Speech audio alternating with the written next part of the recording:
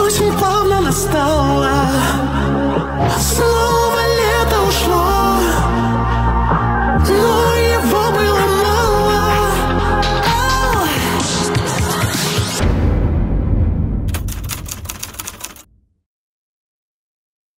Ребят, всем привет! Добро пожаловать на канал Garage Days. У нас сегодня уже 28 сентября 2024 года. Это означает, что выходит новый выпуск про то, что произошло за месяц, ну, в данном случае за два. То есть у нас прошел август, последний видос был про 3 месяца, сколько я помню, май, июнь, июль. А сейчас, получается, мы пишем видео о том, что у нас произошло в августе. И, в принципе, можно заключать то, что произошло в сентябре. Я не знаю, смотрит ли эти видосы вообще кто-то. Ну, как бы их смотрят, просмотры есть. Но, понятное дело, я не настолько, скажем так, публичная персона и интересная личность, наверное, чтобы кто-то смотрел это, ну, как бы хотел узнать, что там нового и так далее, и так далее. Хотя, возможно, кто-то смотрит. Если кто-то смотрит, напишите, пожалуйста, в комментариях об этом, потому что хочется иметь какой-то фидбэк обратно, а не только тупо видеть какие-то лайки, просмотры и все. В принципе, люди реагируют больше на видео, которые идут по поводу того, как что делать. То есть я в последнее время записывал, у меня вышел, как обновить навигацию на MMI 3G, как убрать ошибку после обновления навигации. И последнее видео буквально вышло вчера, да, вчера утром я его выложил, как поменять дворники и форсунки омывателя на Audi A8 в кузове D4.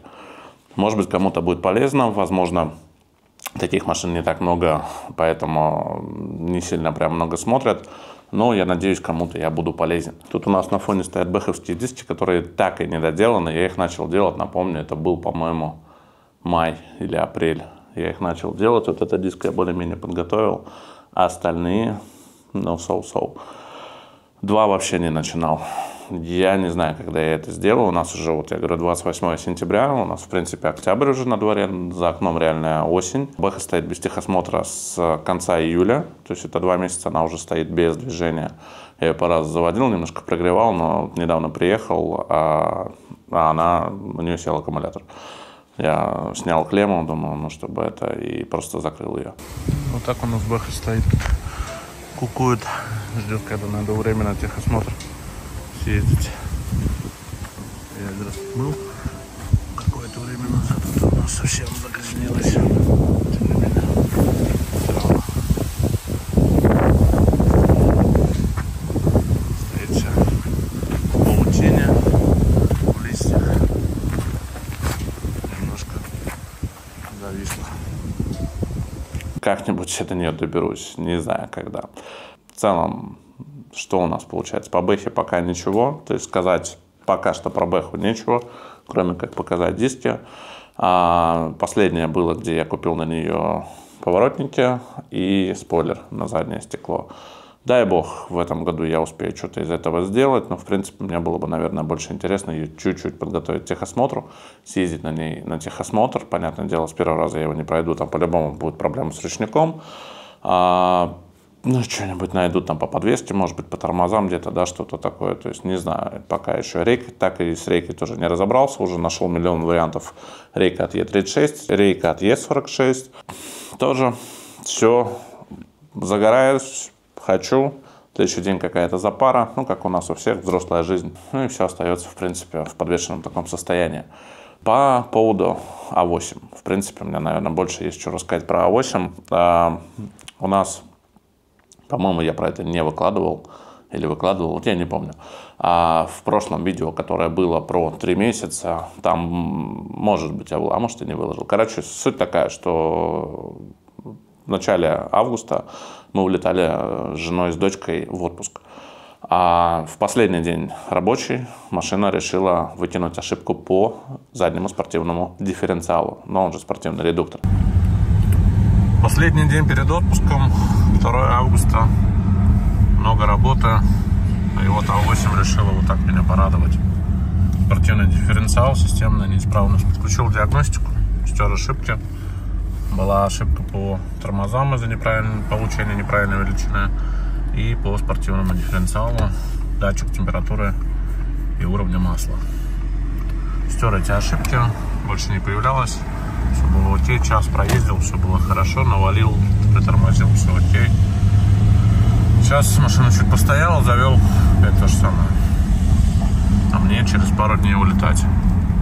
Вот так вот начинается август. Что за фигня? Не знаю. Audi.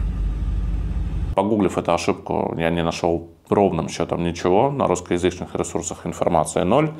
А на англоязычных пару записей было, толком никто ничего не объяснил. Короче, получилось, мы пошли методом тыка. Если вы однажды встретите вот такую вот проблему на Audi A8, по крайней мере, в кузове Т4. Смотрим на приборку. Машина с утра холодненькая. Ну, не суть.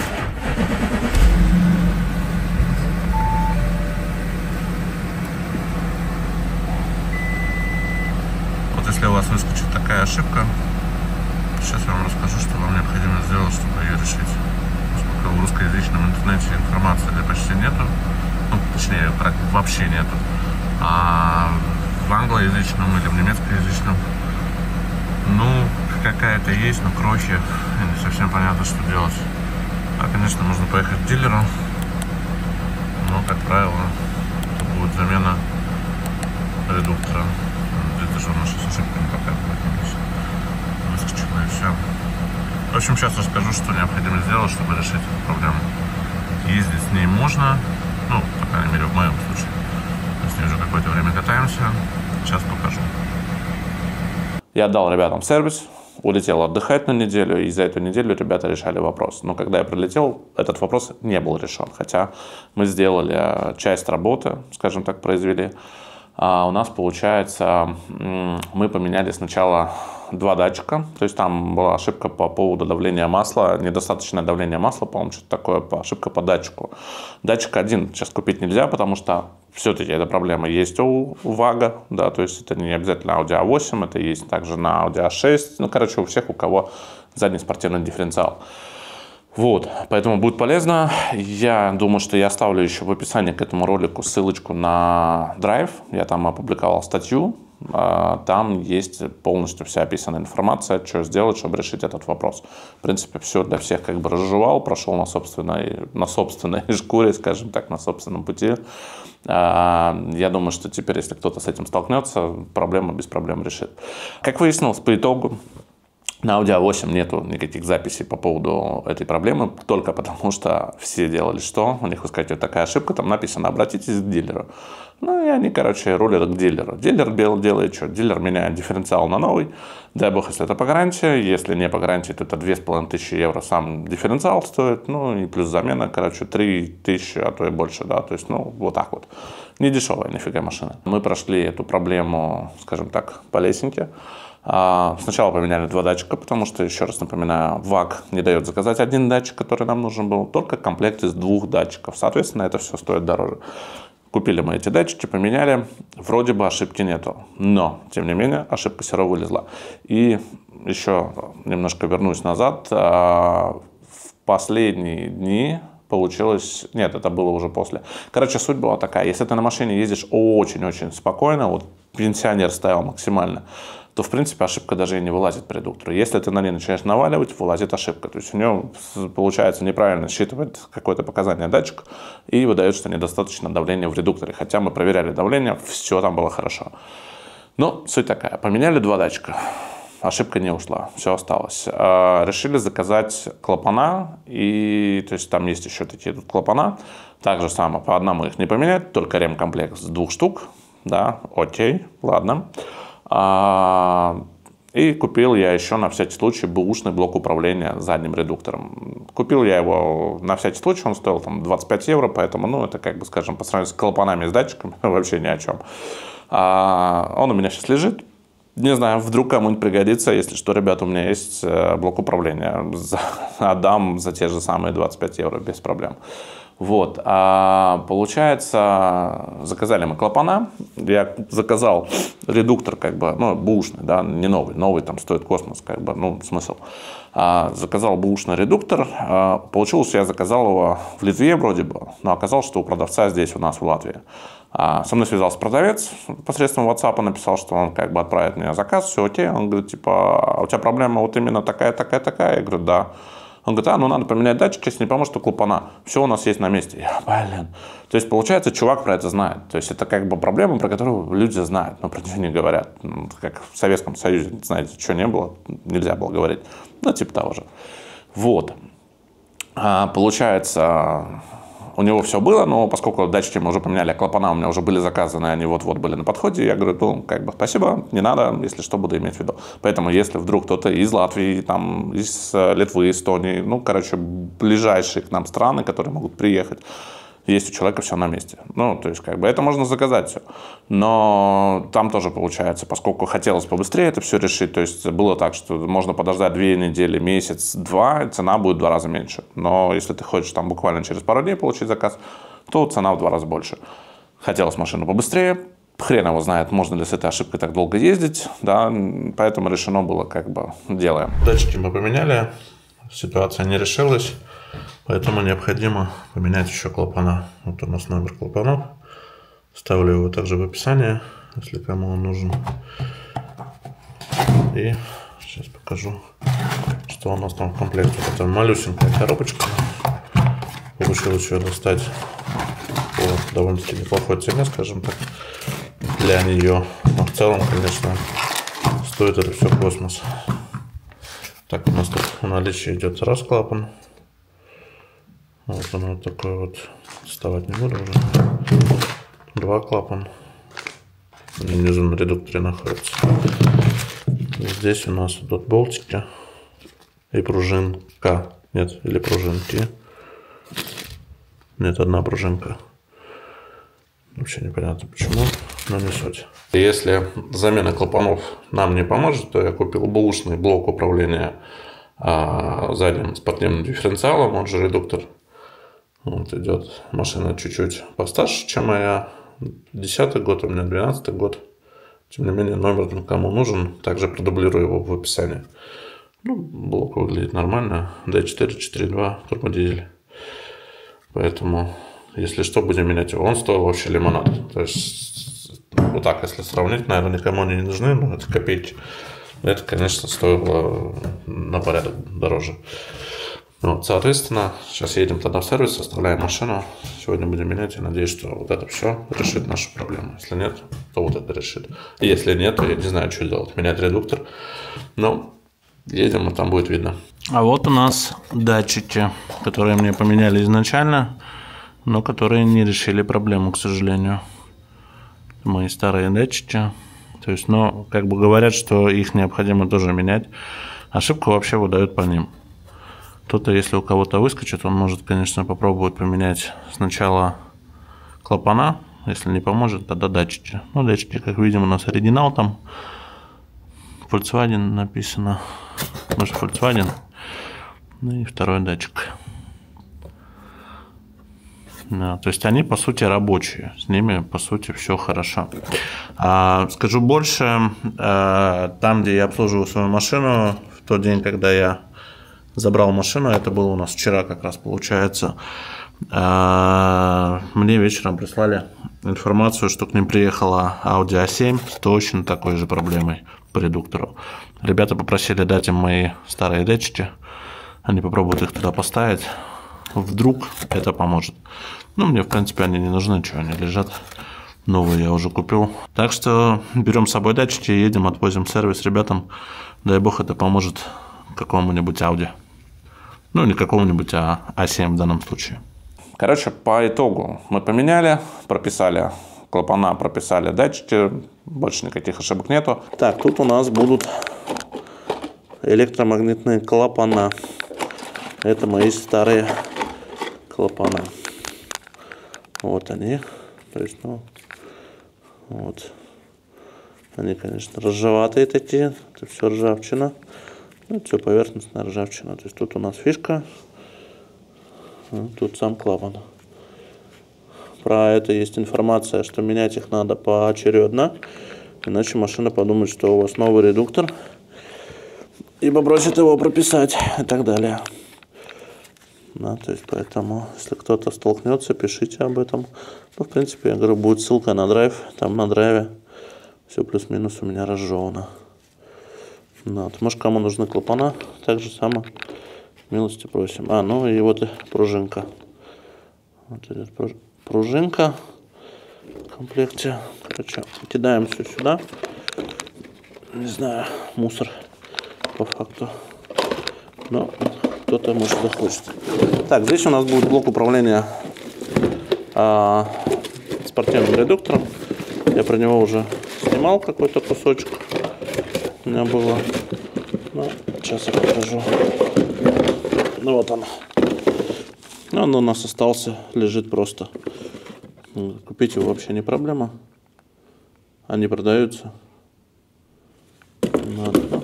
Короче, если вдруг кому надо, за 25 я его купил. Ну, там доставка была, ну ладно, хрен с ним. За 25 я отдам. Но опять же, тут приезжайте, если надо. Какой-то перекуп становлюсь. Короче, ладно. Я думаю, если кому-то понадобится, без проблем найдут сами. 3 раза мы поменяли в редукторе масла. Или 2 раза. 3 раза, мне кажется. На этом, получается, все. Проблемы больше нету. Причем машина себя вела, когда ошибка выскакивала, машина себя вела полностью идентично. То есть никакой разницы я не заметил в поведении машины. Да, возможно, это было бы зимой заметно, если был бы сейчас снег там и так далее. Не знаю, но на данный момент у нас в машине никаких ошибок, связанных с редуктором, нету. Ну что, машину забираю в сервисе. Посмотрим. Клапана поменяли, блок не стали менять. Ошибка вроде больше не вылазила. Еще там идут пружинки. Как я понял, в одном клапане не было пружинки. Давайте смотреть. Эту неделю ошибку выбивала каждый день.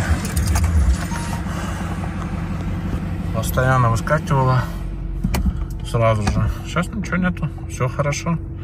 Значит, я так понимаю, что проблема решена. По крайней мере, я на этом очень надеюсь. Сейчас я поезжу, потестирую, и будет видно. Еще у нас наконец-то решен один пункт, про который были последние, наверное, видосов 5-3 там. Скрип. То есть, напомню, в машине поменяли по передней подвеске полностью все сайлент-блоки, после чего, когда прогревалась, левая сторона, левое колесо начинало поскрипывать. Отправившись в отпуск, оставив ребятам машину в сервис, то есть была проблема с редуктором, мы ее решали. Помимо этого решили попробовать решить проблему со скрипом. Первая идея была перекинуть стойки местами. То есть мы до этого уже сделали миллион всего, мы поменяли верхние рычаги. Из-за того, что у нас лопнул кулак, мы поменяли кулак.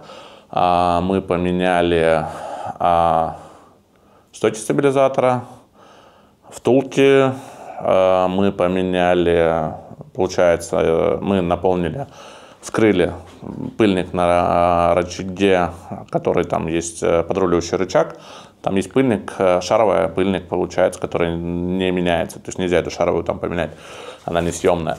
Вот, мы сделали что? Мы проткнули пыльник, на драйве подсказали, спасибо. Мы вскрыли пыльник, проткнули тонкой иголочкой, наполнили его маслом, покатались, нифига не решилось. Была идея, что это стойка, то есть это амортизатор во время того, как машина прогрелась, подвеска прогрелась, амортизатор начинает скрипеть. Было решено перекинуть стойки местами. Была идея купить стойку, но стоит она ого-го, поэтому было решено попробовать стойки, махнуть местами и посмотреть, звук попадет направо, значит это стойка. Стойки были поменены. Выехали, проверили, и скрип остался там же. Ну что это может быть? Короче, по итогу получается так. Там этот большой сайлент-блок, который гидронаполненный, там бла-бла-бла, короче, да, то есть вот он скрипел. По крайней мере, так ребят сказали в сервисе. Мы поменяли 2 рычага. То есть ребята предложили, говорят, можем махнуть сайлент-блок. Я говорю, давайте уже рычаг махнем, уже и все, и не паримся. Короче, мы махнули 2 рычага. Они подруливающие, их надо менять парой, об этом написано в ветка, поэтому, в принципе, решили не париться, ценник у них не прям космический, но не прям дешевый. Ну и что касается рычагов, вот у нас идет рычаг. Вот, то есть это подруливающий рычаг, так называемый. Менять их надо сразу вдвоем. Вот у нас идет шаровая. которая несъемная. То есть ее нельзя, ну, как бы заменить. Она незаменяема. Ну и вот тут вот мы вскрыли пыльник, наполнили маслом. Открепел у нас вот этот вот сайлент-блок здоровый. Да, сайлент-блоки у нас были фирмы Limferter. Правда, Бравелла, Андрюха думает, что проблема все же не в нем. Вот, я ничего плохого не говорю, то есть, но такая бывает. То есть я потом отдам Андрюше эти рычаги, пускай смотрит, скрывает, глядит. Найдем правду. Но если проблема все-таки в сайлент-блоке, ну, видно, какой-то брак попался. Это был один рычаг. Вот у нас второй рычаг. Ну, тут у нас сухая шаровая, потому что ту мы наполняли маслом. То есть, если посмотреть, вот видно, что она вся в масле наполнена. Это была другая сторона. Она не скрипела, но раз рычаги надо менять парой, то мы решили поменять парой. То есть вот это вот все, лестница, которую мы строили, чтобы избавиться от скрипа, наконец-таки мы построили, пришли к финалу. Слава тебе, Господи, машина больше не скрипит, ничего там не стучит, ничего, то есть тишина, все, огонь. Я надеюсь, она больше не будет напарить мозги. Еще была с покупки машины проблема с доводчиком двери на передней пассажирской двери, да, получается. То есть он то закрывал, то не закрывал. Причем всю зиму работал идеально. Наступило тепло, опять начал иногда закрывать, иногда не закрывать. Короче, поменяли замок дверной, махнули, правда, на польский. Ребята сказали китайский, но получилось польский в итоге. Я скажу так, что он работает лучше, чем все остальные. Ну, мне так кажется, как бы. Ну, потому что он новый, как бы, да. Ну, нет, все работают идеально, все хорошо, никаких проблем нет. Но он как-то более тихий, что ли. Ну, может быть, это поначалу так. Дверной замок вот у нас фирма Loro. Написано по-польски. Это, как говорится, это что-то на польском. Тут у нас будет наш оригинальный замок. Вот ребята мне его положили. Вот он у нас был. Не хочется в масле тут заляпаться. Где конкретно проблема? В чем конкретно она была? Хрен его знает. Это какая-то электрическая проблема. Короче, проще было реально взять, заменить замок на новый. И не париться. Вот. Что еще решили? Да вроде бы все.